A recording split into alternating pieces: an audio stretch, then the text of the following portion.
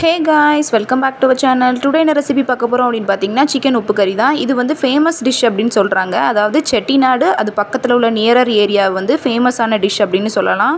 நம்ம சேனலை இப்போ தான் ஃபஸ்ட் டைம் பார்க்குறீங்க அப்படின்னா சப்ஸ்கிரைப் பண்ணிட்டு பக்கத்தில் இருக்க பெல் ஐக்கானை கிளிக் பண்ணுங்கள். வாங்க வீடியோக்குள்ளே போகலாம். ஃபஸ்ட்டு காஞ்ச மிளகாய் எடுத்துக்கோங்க. அது வந்து நான் 200 கிராம் எடுத்து வச்சுருக்கேங்க. அதை இந்த மாதிரி கிள்ளி எடுத்து வச்சுக்கோங்க.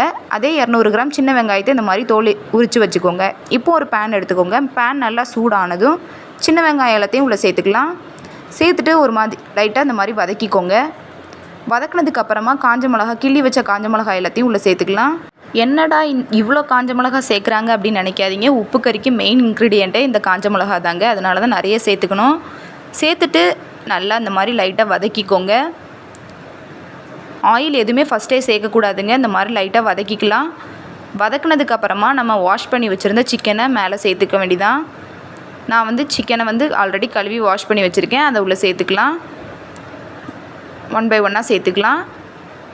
இன்றைக்கி வந்து உப்பு கறி வந்து என்னோடய ஹஸ்பண்ட் தாங்க செய்கிறாங்க. இப்போது வாஷ் பண்ணி வச்சுருந்த சிக்கனை சேர்த்ததுக்கப்புறமா தண்ணி சேர்த்துக்கலாம். நான் வந்து 1.5 கப் தண்ணி சேர்த்துருக்கேன். சேர்த்துட்டு கீழேருந்து மேலேருந்து கீழே நல்லா பிரட்டி விட்டுக்கோங்க. தேவையான அளவு உப்பு சேர்த்துக்கோங்க. நான் கல் உப்பு சேர்த்துருக்கேங்க. சேர்த்துட்டு மூடி போட்டு ஒரு 10 நிமிஷம் வேக விட்டுருங்க. நல்லா வெந்து வரணுங்க. கறி வந்து தண்ணியெல்லாம் நல்லா இந்த மாதிரி வற்றி வருங்க. இன்னும் நல்லா வற்றணும். நல்லா வற்றி வந்ததுக்கப்புறமா ஆயில் சேர்த்துக்கோங்க.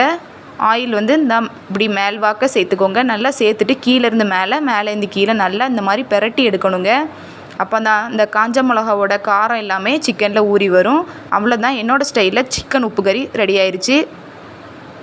டேஸ்ட் காரசாரமாக அல்டிமேட்டாக இருக்குங்க. கண்டிப்பாக நீங்களும் செஞ்சு பாருங்கள். செஞ்சு பார்த்துட்டு டேஸ்ட் எப்படிங்கிறத கமெண்ட் செக்ஷனில் சொல்லுங்கள். இந்த வீடியோ பிடிச்சிருந்துச்சுன்னா லைக் பண்ணுங்கள். நெக்ஸ்ட் வீடியோவில்